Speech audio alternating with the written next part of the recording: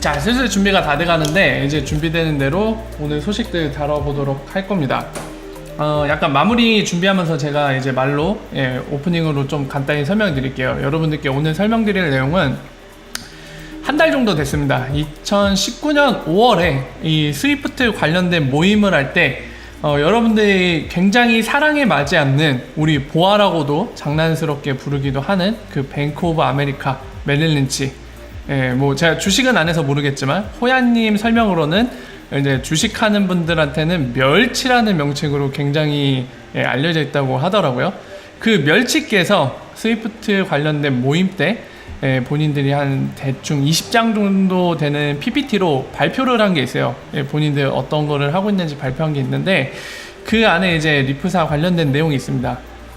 단순히 내용만 포함된 게 아니라요, 현재 리플사와 뱅크 오브 아메리카 간에 어느 정도 진행 상황인지를 약간 알 수 있는, 간접적으로 정황이 확인되는 내용들, 그리고 뱅크 오브 아메리카가 리플사의 솔루션을 어떻게 바라보고 있는지 그 포인트가 나와 있습니다. 그래서 여러분들께 그거를 설명드릴 거고요. 그 뱅크 오브 아메리카가 바라보는 리플사의 솔루션 관점, 그러니까 리플사의 솔루션을 본인들이 보기에는 이런 걸로 쓸 수 있을 것 같다, 이 관점이 있다고 말씀드렸고, 방금 그거를 여러분들께 설명드린다고 말씀드렸죠.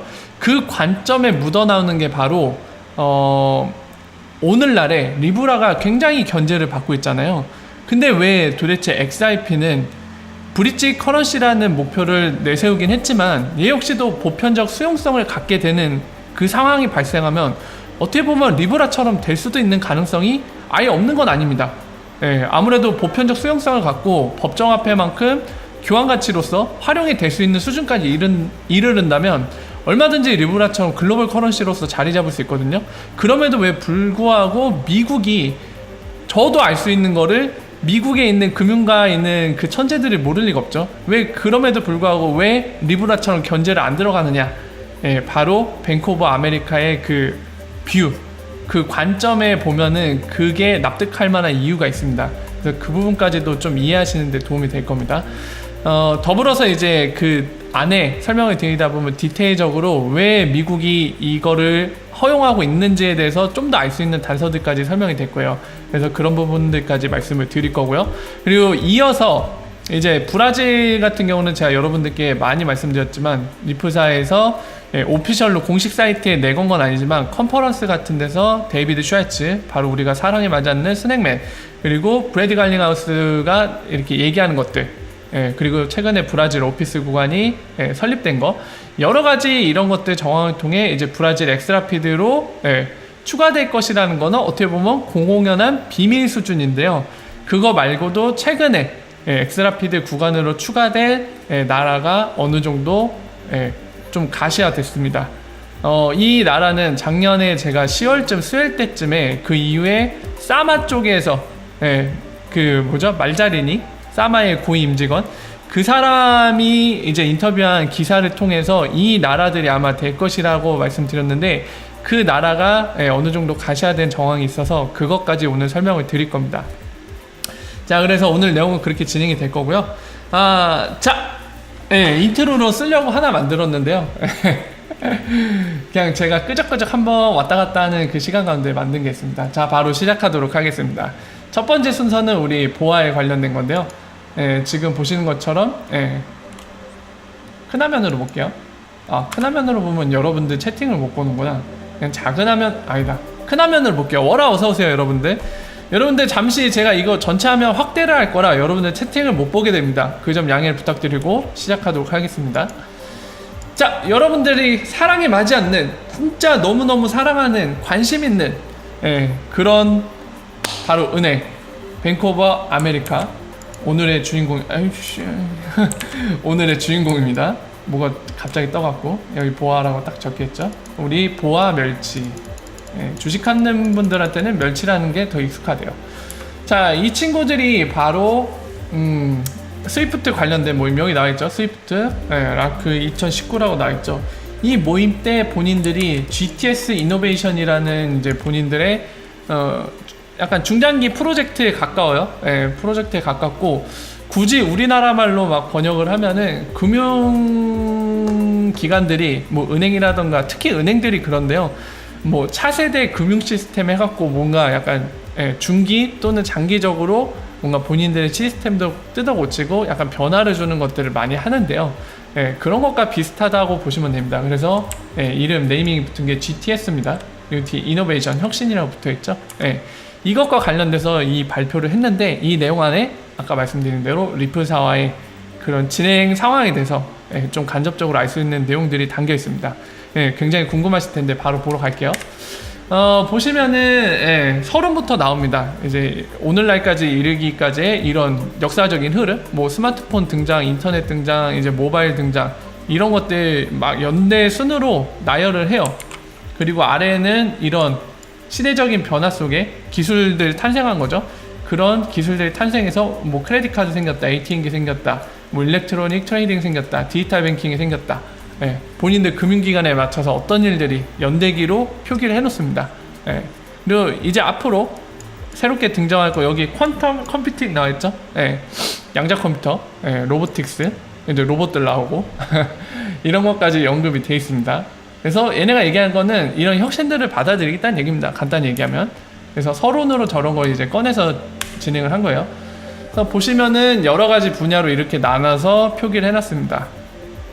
특별한 의미는 없습니다. 자, 그래서 이 단계별로 3단계로 지금 얘기를 하고 있는데요. 본인들이 아까 말씀드린 이 프로젝트 프로그램은 처음에 이렇게 테스트, 새로운 테크놀로지를 테스트하고 확인해 보고요. 그거를 이제 점진적으로 프로세스에 이렇게 도입을 하겠다는 거죠. 중간에 보시면 인큐베이션 나있죠? 인큐베이션 뭐죠? 여러분들 잘 아시는 것처럼 미수가 태어나면 그게 안전하게 보호하는 공간 있잖아요. 마찬가지입니다. 샌드박스랑 약간 비슷해요.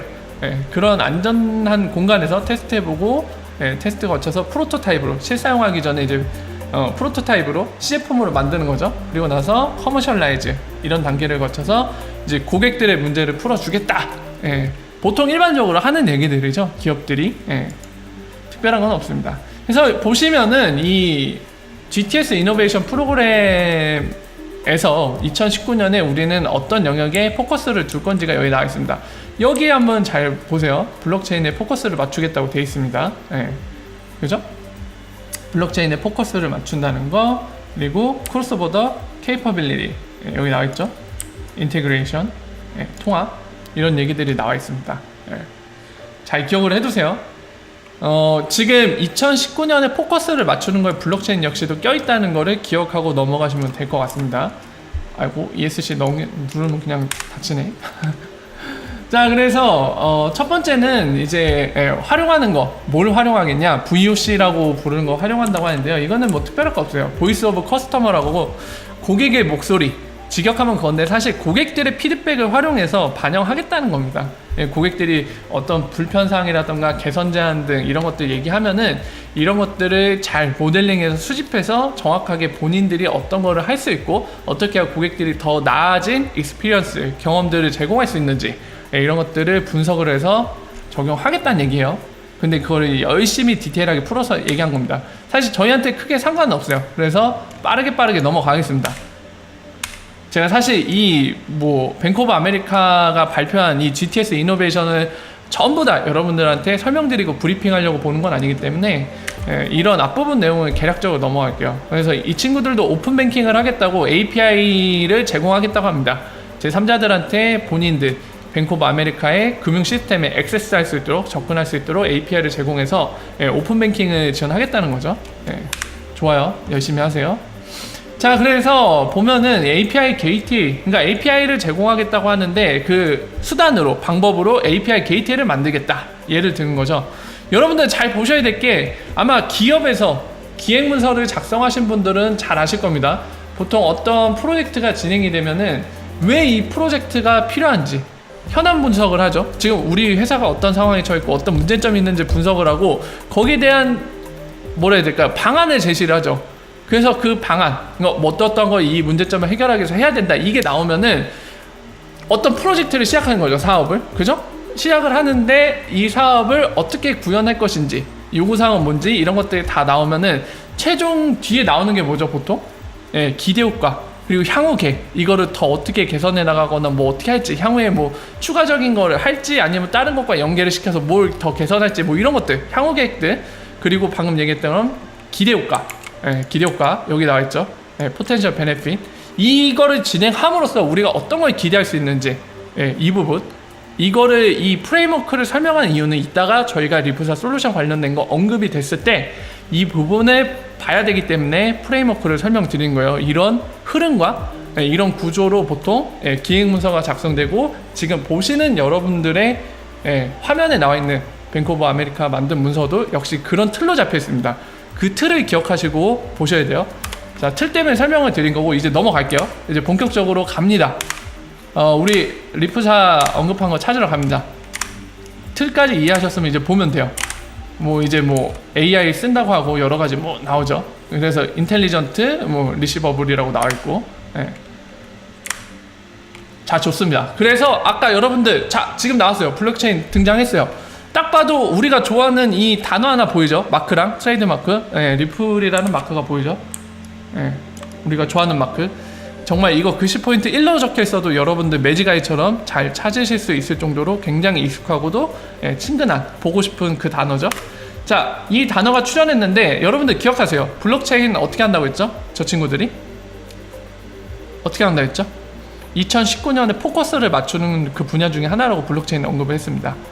자, 그래서 GTS 이노베이션이란 프로그램에서 뭘 하고 있냐, 블록체인 관련해서 여기에 나옵니다. 그죠?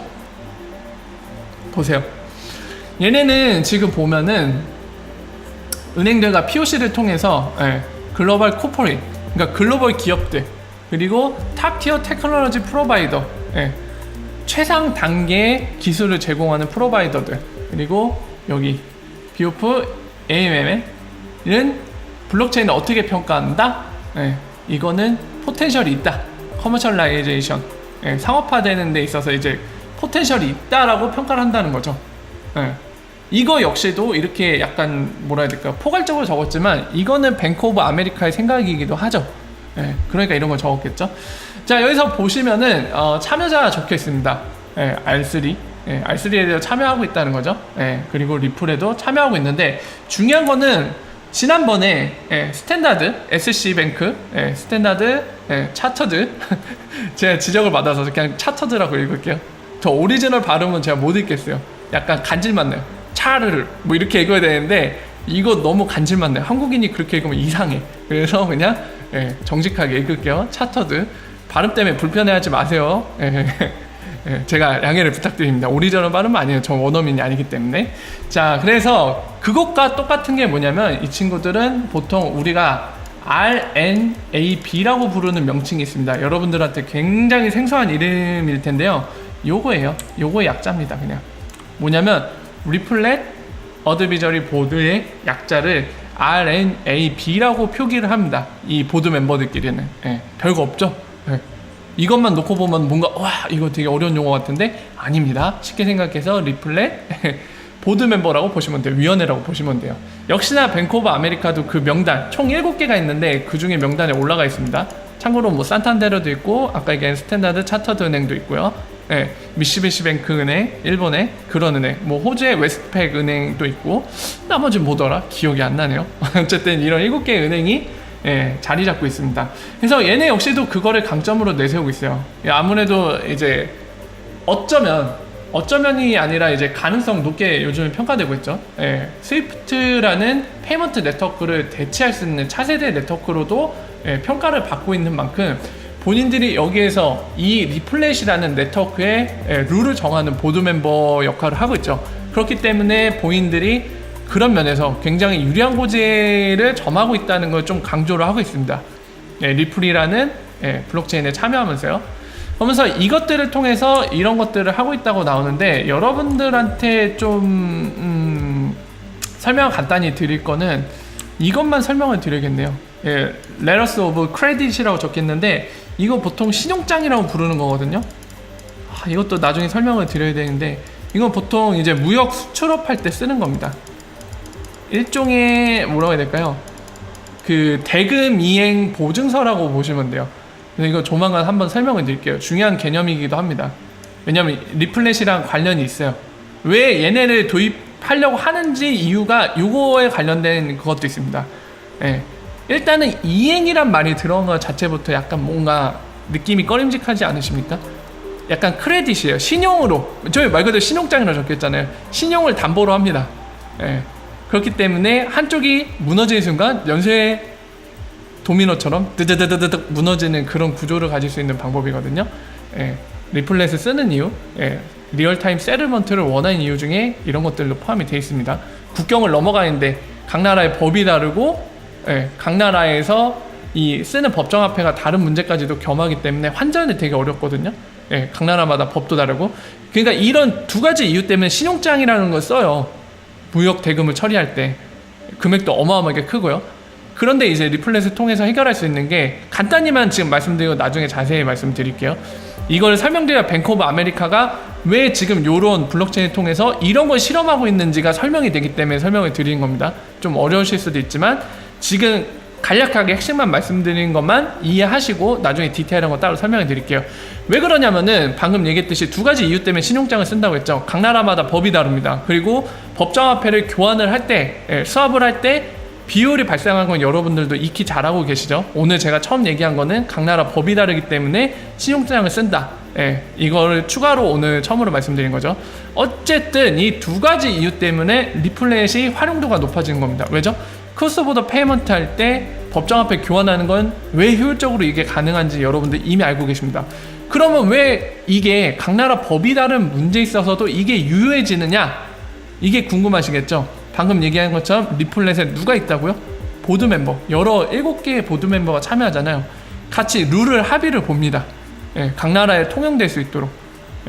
왜 리플렛에 이런 위원회라는 거를 왜 도대체 만들어서 룰을 만드느냐? 바로 이런 문제점들 때문에 있습니다. 일종의 합의체를 만드는 거예요. 각 나라에서도 컴플라이언스 법 준수가 되도록. 그래서 이 두 가지 문제, 신용장이 갖고 있는 문제를 해결해 볼 수 있고, 지금 뱅크 오브 아메리카가 은행 대 은행, 그리고 기업 대 은행, 지금 얘기한 것처럼 신용장 관련된 거, 이거를 관련해서 테스트하고 있다고 여기에 적혀있죠. 근데 여러분들 한 가지 기억하실 거는 아직 POC 단계입니다. POC라고 적혀있죠, 엄연히. 다음 장 보시면 또 한 번 강조를 합니다. 여기서 알 수 있는 건 포인트를 찝으면은 일단은 아직 POC 단계라는 거예요. 커머셜라이제이션이 된 게 아닙니다. 상업화. 여러분들 아마 상업화 돼 있는 거 원하시겠지만 아직은 그 단계 전이라는 사실. 자, 이어서 볼게요. 자, 그래서 여기인데, 자, 보시는 것처럼 여전히 POC라는 거를 여기에다가 명확하게 박아놨죠. 아직 뱅크 오브 아메리카는, 한마디로 정리하면 뱅크 오브 아메리카는 리플사 솔루션 아직 POC 단계를 진행 중이다 라고 정리할 수 있습니다. 그리고 지금부터 설명드리는 거는 POC는 POC인데 어떤 단계인지를 설명드리고, 아까 얘기한 것처럼 과연 뱅크 오브 아메리카는 리플사 솔루션을 어떤 걸로 생각하느냐, 그리고 이걸 통해서 뭘 기대하고 있는지, 그리고 그 기대하는 바 때문에 그 관점 안에 왜 미국이 다른 나라 중앙은행들이 리브라 같은 거 두들겨 패고 난리 났는데 왜 리프사는 놔두는지, 거기에서 바로 여기 보시는 여기에서 다 설명이 됩니다. 이해가 되실 거예요. 자, 그래서 이 내용을 지금부터 설명드리도록 하겠습니다. 자, 보시면은 일단은 이 친구들은 이제 외환시장, 외환시장 부분, 그리고 크로스보더, 전반적인 거 이렇게 세 가지를 나눠서 지금 얘기를 했어요. 얘기를 했는데, 자, 그래서 이 POC, 프로브 오브 컨셉을 통해서 지금 오늘날이 이렇게 리니어 모델, 선형 모델이다. 그냥 한 방향 2차원적으로 이렇게 가는 구조를 띠고 있는데, 이제 리플사 솔루션을 통해서 이렇게 할 수 있다고 지금 보여주고 있는 거죠. 자, 그래서 설명을 드리겠습니다. 자, 보세요. 오늘날을 잘 보셔야 됩니다. 일단 오늘날을 이해하셔야 되는데, 오늘날 돈은 이렇게 갑니다. 여러분들 좀 이상하지 않습니까? 지금 처음 출발은 싱가포르 달러예요. 도착은 유로화입니다. 근데 뜬금없는 뭐가 하나 꼈어요. 뭐죠? 바로 미국 달러가 껴 있습니다. 왜 그러죠? 제가 여러 번 말씀드렸죠. 왜 오늘날 은행들이 크로스보더 페이먼트 할 때 미국 달러를 거쳐가는가 많이 말씀드렸습니다. 유동성 때문에. 중심이에요. 달러가 유동성 중심이에요. 그런 이유 때문에 제가 지난번에 말씀드린 거 잘 기억하셔야 돼요. 왜 미국 중심으로 엑스라피드 통로가 열리면 좋은지는 바로 여기에도 이유가 있는 겁니다. 앞으로 설명드릴 내용과도 관련 있는 내용이지만 지금 이 내용이라서 다시 강조드릴게요. 미국 중심으로 이 이머징 마켓, 신흥국가 시장들, 그리고 그 밖에 여러 나라들 엑스라피드 통로가 열리는 게 정말 중요합니다. 미국이 유동성 중심이에요.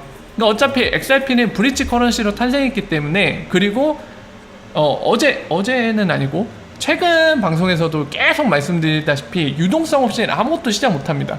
그러니까 달러랑 밀접한 관련을 가질 수밖에 없어요. 예. 만약에 여러분 상상해보세요. XRP랑 달러 페어가 서로 유동성이 크다. 예. 그러면 달러를 통한 XRP 이 컨버팅, 브릿지가 되게 수월하다는 얘기죠. 예. 유동성이 넘쳐난다는 얘기입니다. XRP를 달러로 바꿀 때나 달러를 갖고 XRP를 바꿀 때 되게 손쉽다는 얘기거든요. 유동성이 풍부해지면.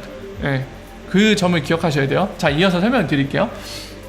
보신 것처럼 보내는 쪽은 첫 번째 은행을 통합니다. 그리고 보내는 쪽에 있는 환거래은행, 콜리스펀던트, 환거래은행, 그리고 이 마크는 그거예요. 이 외환시장 마켓메이커를 의미합니다. 이 마크는. 그러니까 이 보내는 쪽에 환거래은행이 마켓메이커 역할을 한다는 겁니다. 유동성을 제공한다는 거죠.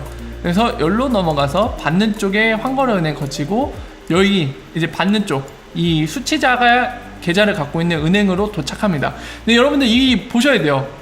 보세요. 보내는 쪽에서, 보내는 쪽 은행에서 달러로 교환되고, 이게 바로 그 현재 있는 환거래은행에 달러로 넘기고, 이거 역시도 도착 국가, 수취인이 있는 국가에 달러로 넘어가고요. 그 다음에 수취인이 있는 그 은행으로도 달러로 넘어가요. 최종 단계에서 컨버팅이 되죠. 야호! 달러와 다 해먹네요. 오늘날이 실제로 이렇습니다. 리플사의 그 브로셔 그림을 통해서도 제가 설명드린 적 있죠. 미국이 곧 중심이다. 월강화 곧 중심이다. 오늘날 실제로 이렇습니다. 이런 상황이에요. 근데 이 바로 리플사의 솔루션을 통해서 이 구조를 가질 수 있다는 거죠. 그냥 싱가포르 달러로 쭉 가면은 이 DLT 공간, 이 리플렛이라는 공간에서 해갖고 XRP 통해서 수합해갖고 바로 유로화로 넘어간다. 이거죠. 또는 요겁니다. 수합은 되는데 이렇게 XRP 달러 BBB 하이브리드로 이렇게 넘어갈 수도 있다는 거죠. 그러니까 예를 들면은 위에랑 똑같이 달러로 갑니다. 왜냐하면 달러와 XRP 유동성이 넘쳐나면은 이거를 그냥 이렇게 넘어가요. 페어로 해서 넘어가서 달러에서 이제 XRP로 뚜두둑 하고 유로화로 다시 뚜두둑 넘어가는 이 구조. 그러니까 결국에 달러를 거치는 식으로 갈 수도 있다는 거죠. 이렇게 얘기하면 여러분들 좀 이해가 힘드실 수도 있어요. 그냥 아니 싱가포르 달러에서 유로화로 바로 넘어가면 되는데 왜 US 달러를 거쳐가지? 이거를 설명드리고 가야겠네요. 이것도 중요하니까 설명을 드릴게요. 자, 보시면은 엑스라피드 작동 방식을 보시면 좀 이해가 되실 텐데요. 얘가 어느 거에 기인하고 있죠? 시장. 지금 현재로서는 암호화폐 거래소죠. 거래소가 제공하는 오더북에 있는 유동성, 그걸 활용해서 움직입니다. 이 얘기는 뭐냐면, 예를 들면 여러분 이거예요. 만약에 달러와 XRP 페어가 유동성이 뭐 100이라고 하면은 실제로 그럴 거예요. 아마 시장에서 반영되는 것도 뭐 싱가폴 끼케야 뭐 9 정도? 그리고 유로화는 좀 규모가 되니까 한 XRP와의 페어의 유동성은 한 40이라고 합시다. 이러면은 여러분들 생각해보세요. 큰 대금을 넘길 때 없었습니까? 무역 대금. 유동성이 받쳐줘야지 넘어갈 수 있는 거죠. 아까 그래서 그 나왔죠? 레터 오브 크레딧이 뭐라고요? 신용장. 수출입 무역 대금 처리하는 거거든요.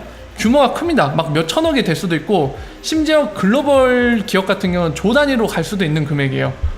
유동성이 안 받쳐주면 못 가죠. 이런 경우에 미국을 거칠 수밖에 없습니다. 그건 은행들은 알고 있는 거예요.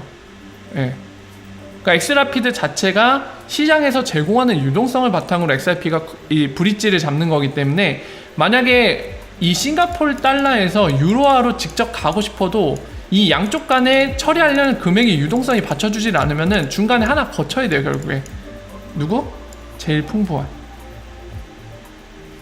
이 페어의 유동성이 크다고 하면은 여기를 거칠 수밖에 없게 됩니다. 자, 지금 설명드린 게 바로 미국이 XRP를 달러 패권에 도전하는 거냐? 감히 죽을래? 이런 얘기를 안 한 이유가 지금 여기 설명드린 이유에서 나타나는 건데요. 일단은 마무리, 이 뱅크 오브 아메리카가 지금 이런 유스케이스 본인들이 설명한 걸 통해서 어떠한 걸 기대하고 있는지, 예, 그것까지 설명드리고 마저 설명을 드릴게요.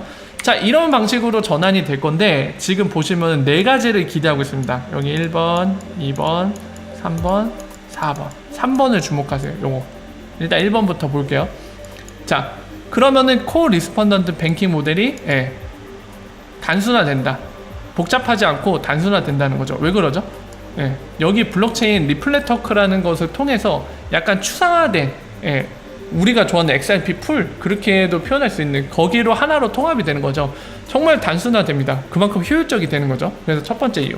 그리고 트랜스퍼런시 인 페이먼트, 예, 그게 블록체인 DLT라는 결합된 기술을 통해서, 예, 되게 투명하게 된다는 거죠. 이거는 항상 엑스커런트 장점 얘기할 때 나오는 트랜스퍼런시, 투명성이죠. 예, 좋아요. 그리고 4번부터 말씀드리고 갈게요. 만약에 페이먼트가 에러나거나 이거를 다시 복구시킬 때, 롤백해야 될 때 여기에 대한 비용이 감소한다는 거죠. 애초에 이런 게 발생할 리스크도 줄어들고 발생하더라도 처리가 쉽다는 겁니다. 거기에 대해서 얘기하고 있는 거예요. 다 됐고 이제 3번에 집중적으로 파헤칩시다. 요거 뭐라고 적혔죠? Potential US Liquidity Provider. 아까 말씀드렸죠. 아무래도 달러가 오늘날 유동성이 높기 때문에 만약에 XRP 페어에 대해서도 유동성이 가장 높은 상태로 가면 아까 말씀드린 것처럼 어차피 XRP가 브릿지 잡는 방식은 시장의 유동성에 기인을 해야 됩니다.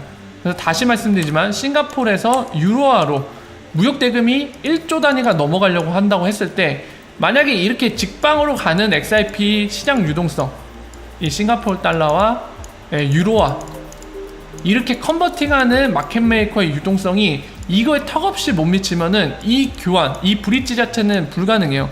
우리는 되게 단순하게도 엑스라피드 작동 방식의 XRP 브릿지니까 자 갑시다. 한국 원화가 달러로 간다. 그럼 이렇게 하면 되지. XRP 중간.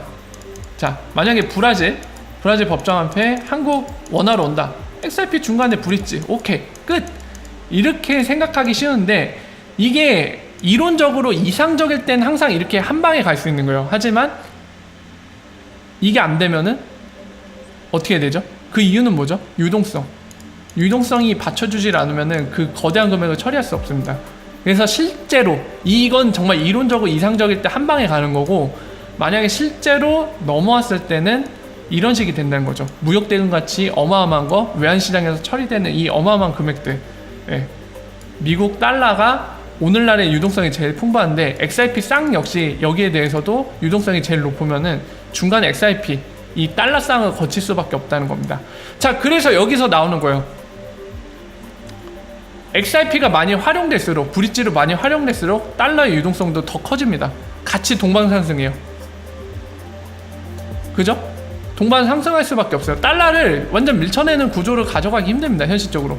만약에 XRP가 애초부터 리브라처럼 그냥 다 필요 없어. 내가 글로벌 커런시야. 내가 그냥 XRP로 직접 사용되고 내가 직접 지불을 처리하는 사람이 XRP로 처리하고 받는 쪽도 XRP로 받아. 우리 이걸 할 거야. 다 필요 없어. 이랬으면은 두들겨 맞았을 텐데 하지만 그런 구조를 띄지 않고 탑티어인 법정화폐를 이런 식으로 브릿지로서 지원하는 형태. 지금 그림을 설명드렸죠. 현실적인 이런 문제들 때문에 이런 식으로 흘러가면 결국에 달러의 유동성을 더 늘려줍니다. XRP가. 물론 XRP도 그냥 달러에 이용당하는 것만은 아니에요. 왜냐하면 이 브릿지를 처리하면서 이쪽의 유동성 역시도 추가되기 때문에 전 세계적인 XRP 유동성도 같이 상승을 합니다. 달러도 많이 상승시켜 주지만요. 함께 윈윈하는 구조로 가는 겁니다. XRP는 브릿지 형식이기 때문에 그런 구조를 띠고 있습니다. 어쨌든 중요한 거는 지금 이런 구조로 기인해서 뱅크 오브 아메리카는 이제 리프사의 이 글로벌 세틀먼트 시스템 요거를 썼을 때 야 우리가 포텐셜하게 미국에서 리퀴디티 프로바이더로서 자리 잡을 수도 있겠다. 세틀먼트 할 때 요렇게 보고 있다는 거. 그러니까 애초에 이 리플렛을 중요한 거는 세틀먼트로 보고 있다는 거예요. 이거 뱅크 오브 아메리카 끝나면 잠깐 제가 스탠다드 차터드 은행 그거 거 보여드릴게요. 똑같은 생각을 갖고 있습니다. 같이 보드 멤버를 하고 있어서 그런지 아주 생각이 똑같아요. 다르지가 않아요. 자, 여기 설명드렸고요. 이건 필요 없고요. 자, 여기까지 설명드렸는데 제가 보강 자료로 여러분들께 자 보여드릴게요. 보이시죠? 이 지금 보시는 자료는 2018년 중순쯤에 그 아세안 지역에서 이제 스탠다드 차터드 은행이 발표를 할 때 사용한 자료입니다.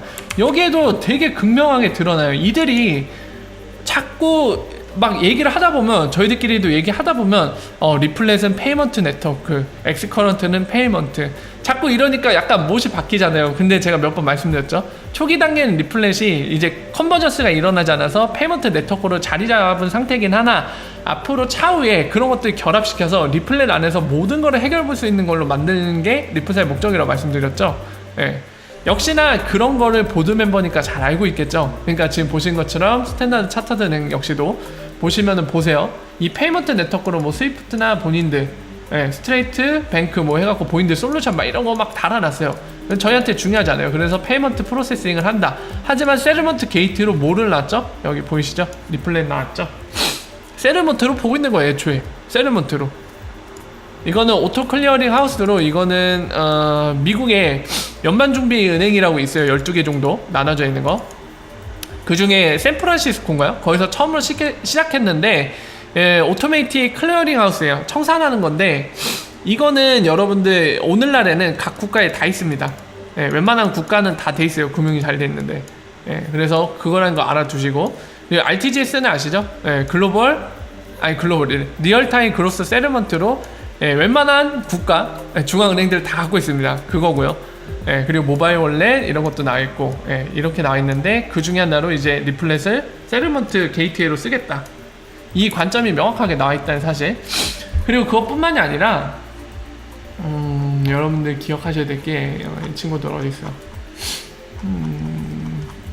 몇 가지만 더 말씀드릴게요.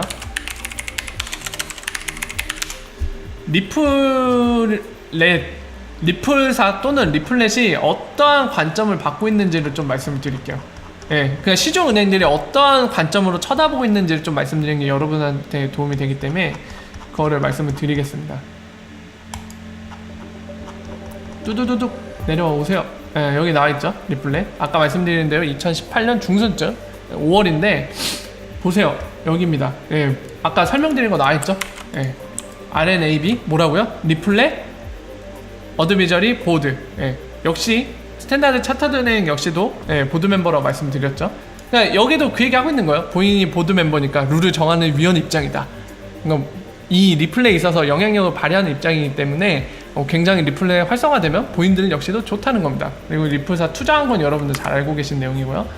그리고 이게 단순히 그냥 실험에 거치거나 이론에 끝나는 게 아니라 실제로 라이브 마켓에 쓰인다고.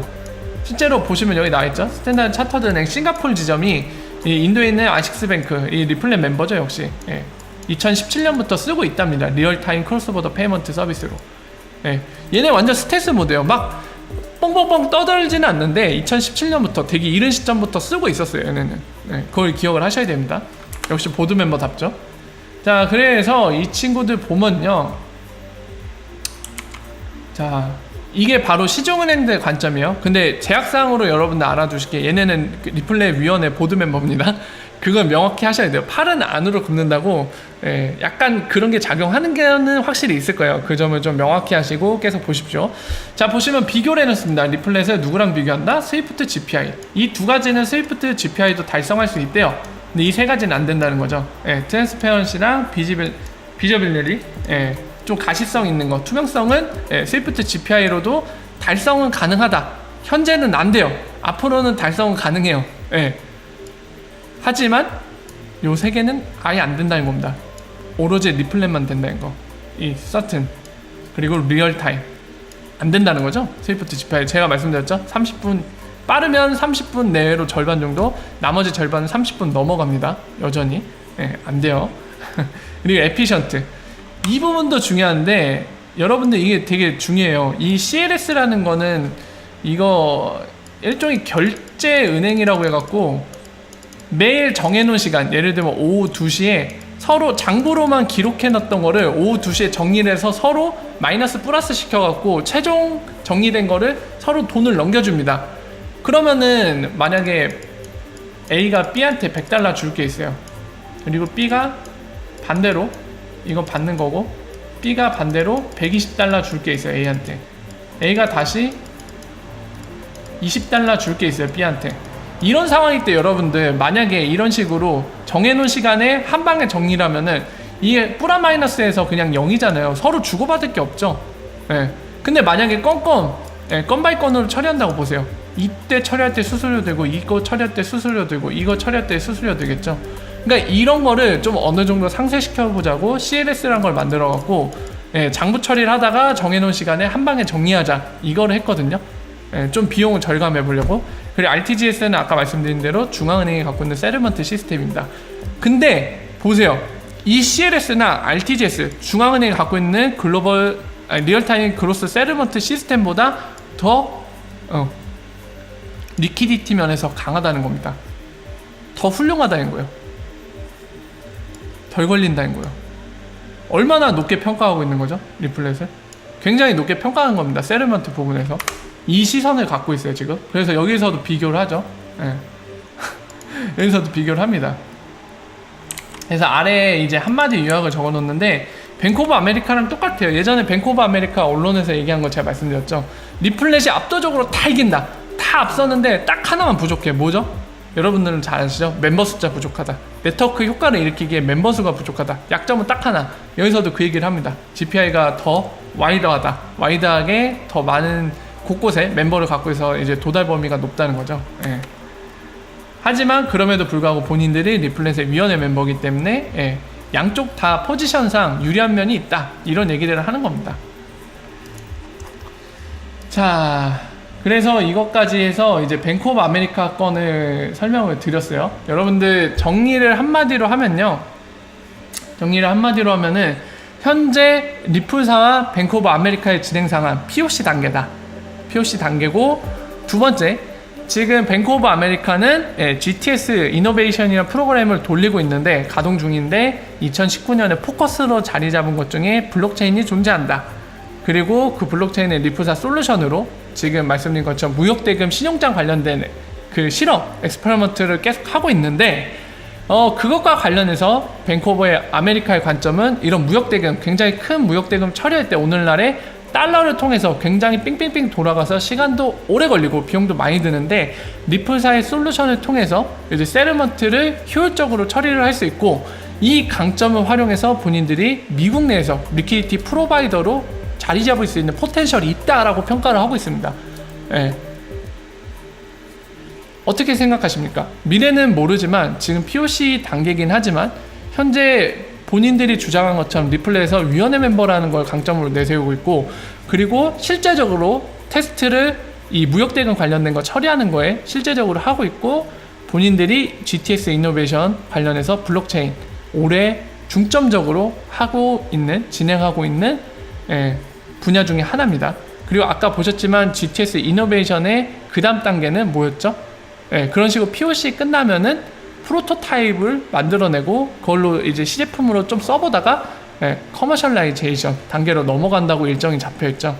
물론 중간에 실패하는 것들, 예상치 못한 문제들이 발생하면은 본인들의 기존 예정된 내용과 로드맵과 동일하게 갈 수는 없겠지만, 반대로 얘기해서 특별한 문제가 없이 진행이 된다고 하면은 그 예정대로 커머셜라이제이션, 상업 단계로 들어설 수 있는 제품으로 사용이 될 겁니다.